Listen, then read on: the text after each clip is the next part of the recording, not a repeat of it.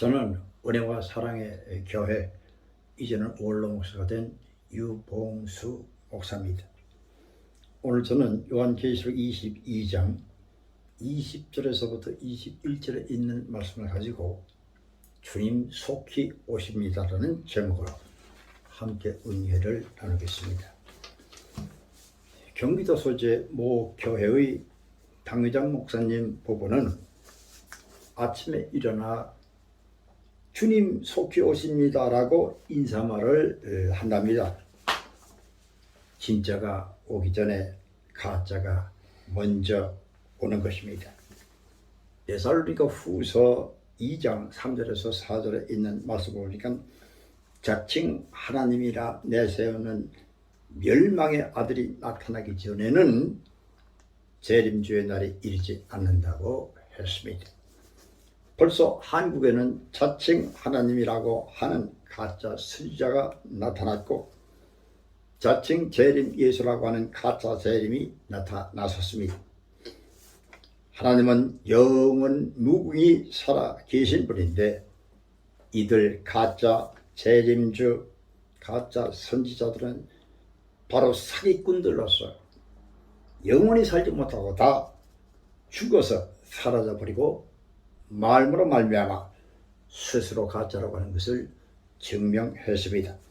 오늘 저는 주님의 재림이 가까이 온다는 것을 말씀을 통하며 느끼면서 주님 속히 오십니다라는 제목으로 함께 은혜를 나누겠습니다. 첫째로 재림 전에 재림을 알리는 징조들이 있습니다. 먼저는 온역에 대한 것입니다. 온역은 병을 가리킵니다. 누가복음 21장 11절 중에 기근과 온역이 있겠고 하늘로부터 큰 징조들이 있으리라 이와 같이 말했습니다. 여러분, 과거 패스트는 유럽에 국한돼서 많은 사람들이 죽었습니다마는 그러나 지금 코로나19는 온 세계를 뒤엎고 있는 무서운 병이 됐습니다. 여러분, 지금 2022년인데 2월 17일입니다마는 온 신라시대 경주에서 큰 지진이 있었다고 사기에 기록되어 있습니다. 제 고향인 홍성에서도 과거 지진이 일어나서 크게 동요한 적이 있습니다. 여러분, 얼마 전에 양산에서 지진이 일어났습니다. 그리고 일본의 오사카와 고베에 지진도 있었는데 엄청난 피해를 가져왔습니다. 여러분, 또 수년 전 일본의 바닷속에서 지진이 일어남으로써 쓰나미로 말미암아 엄청난 피해를 입었고, 여러분, 마지막 때에 가장 큰 지진이 인도네시아 해변가에서 일어날 수 있다고 지질학자들은 얘기를 하고 있습니다. 여러분뿐만 아니라 거짓 선지자들의 출현입니다. 마태복음 24절 23절에 그리스도가 여기 있다 혹은 저기 있다 해도 믿지 말라. 다 거짓 선지자들, 거짓 그리스도가 나타난다고 했습니다. 여러분, 또 별들이 떨어진다고 했습니다. 마태복음 24장 29절 별들이 하늘에서 떨어지며, 이게 무슨 말입니까? 인공위성도 사람이 만든 별입니다. 이 인공위성은 원자 핵으로 말미암아 돌고 있습니다. 이 인공위성들이 수명이 다한 것들이 바다로 떨어지게 되니 별들이 땅에 떨어진다고 예언한 것이 맞는 말이 되어버리고 말았습니다. 또 누가복음 21장 10절에 나라와 나라가 민족이 대적하여 일어나겠다고 했습니다. 과거 유교 사변은 민족과 민족이 싸움을 한 것입니다. 북한도 남한도 같은 민족끼리 싸웠습니다. 지금 러시아와 우크라이나의 싸움은 바로 나라와 나라의 싸움이 되는 것입니다. 이와 같은 징조들이 우리에게 일어났음에도 불구하고 많은 사람들은 주님이 속히 오신다고 하는 것을 느끼지 못하고 세상 쾌락에 취해 있는 것을 볼 때에 안타까운 심정이 드는 것입니다. 두 번째로 주님이 속히 오십니다. 도적같이 오시리라고 했습니다. 데살로니가 전서 5장 2절에 주님의 날이 밤에 도적같이 이를 줄 너의 자신이 자세히 알기 때문이라, 이와 같이 말씀하고 있습니다. 주님의 날이 도적같이 온답니다.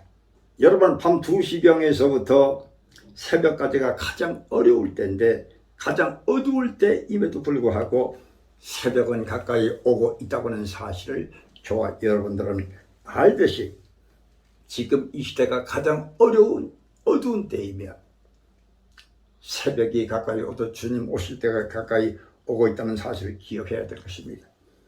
제가 서울의 북아현동에 살 때에 밤 4시경에 창문이 소리 없이 열렸는데 바로 긴 막대기가 들어와서 옷을 건져가는 것이었습니다.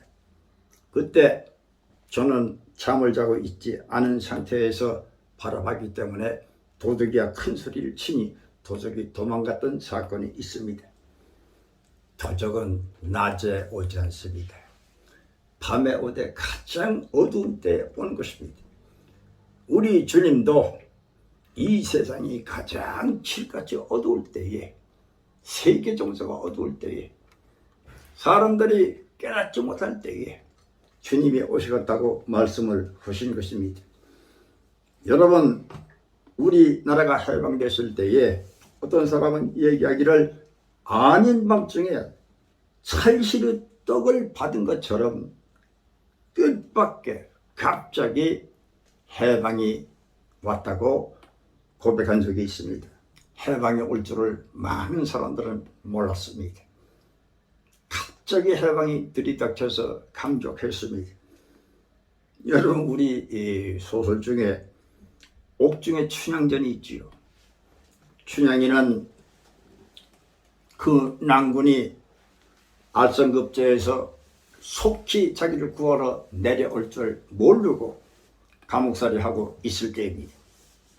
그러나 그 난군이 알선급제하여 암행어사로 나타나서 자기를 구해주는 것을 볼 때에 춘향이는 난군이 급히 올 줄을 모르고 있었는데 갑자기 오게 되지 않았습니까? 우리 주님도 우리가 알지 못할 때에 갑자기 우리에게 오신다는 사실을 기억해야 될 것입니다. 세 번째로 재림을 준비해야 합니다. 마가복음 24장 44절 이름으로 너희도 준비하고 있으라. 생각지 않을 때에 인자가 오리라. 그러므로 깨어 있으라. 42절에 깨어 있으라고 우리에게 말씀하고 있습니다. 여러분이요, 어떻게 깨어 있어야 될까요? 누가복음 21장 34절에 스스로 조심하라.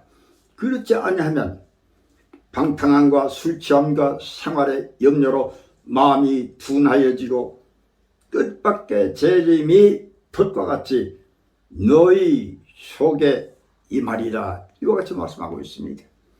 저와 여러분들은 예수 재림에 대한 삶의 목표를 분명히 정해야 될 것입니다. 예수 재림에 대한 삶의 목표를 바라보고 준비하며 나아가야 될 것입니다. 마태복음 24장 17절에 지붕 위에 있는 자는 집 안에 있는 물건을 가지러 내려가지 말며. 여러분, 이 말씀에 따라서 롯은 저 하나님의 진노를 받아서 불타버릴 소돔과 고모라를 바라보지 않고 천사가 말한 것처럼 소알성을 향하여 그는 죄악의 도시를 버리고 하나님이 지정하시는 곳으로 목표를 삼고 달려나갔던 것을 기억해야 될 것입니다. 이 목표를 바라보지 않고 세상에 연연하여서 소동 고보라에 타는 자기의 집과 가구를 생각하고 뒤돌아봤던 롯의 아내는 소금 기둥이 되어버리고 말았습니다. 여러분도 주님이 오실 때에는 어디에 모여서 무슨 새하얀 옷을 입고 난리를 치라고 하는 것이 아니라 열심히 일하면서 준비하라고 얘기했습니다. 마태복음 24장 41절에 두 여자가 맷돌질을 하다가 한 사람은 데려가고 한 사람은 남는다고 그랬습니다. 맷돌질 하다가 주님을 맞이하게 되는 것입니다. 이 말은 무슨 말인가 하니 열심히 자기 맡은 일을 성실하게 하다가 바라본 재림 예수를 영접해야 된다고 하는 말씀이 되는 것입니다. 사랑하는 성도 여러분이여, 이제 저와 여러분들은 데살로니가전서 5장 16절처럼 항상 기뻐하며 17절 쉬지 말고 기도하며 18절 범사에 감사하며 19절 성령을 소멸치 말며 20절 어떤 예언도 경시치 말고 22절 악은 어떤 모양이라도 버리라고 했습니다. 결론적으로 저는 마태복음 24장 30절 말씀, 하반절 말씀, 인자가 구름 타고 큰 능력과 큰 영광으로 오는 것을 보리라 했습니다. 이제 우리는 용서받은 과거의 죄악들로 다시 돌아가지 말고 마음을 다하고 하나님을 사랑하고 하나님 말씀을 지키며 하나님 기뻐하는 일에 매진하고 하나님께 영광 돌리도록 사시기 바랍니다. 그리고 주님 재림하실 때에 나는 죄인이로서이다 하고 넙죽 엎드려서 고개도 들지 못하는 사람 되지 말고 천사들의 나팔 소리가 들릴 때에 모두 일어나 주님 어서 오시옵소서 하고 손을 들어 재림하시는 예수님을 맞이하셔야 되는 것입니다. 오늘 저는 재림 전에 재림을 알리는 여러 징조가 있다고 그랬고, 또 두 번째 주님 속히 오신다고 했으며, 세 번째 재림 준비를 해야 한다고 했습니다. 여러분, 주님이 정말로 재림하실 때 가까이 오신 이따라 생각하시고 여러분 마음속에 재림을 기다리시고 그리고 재림을 믿는 여러분을 위해서 다시 오는 것을 믿고 주님을 영접하시는 준비하시기를 주의 이름으로 축원드립니다. 아멘.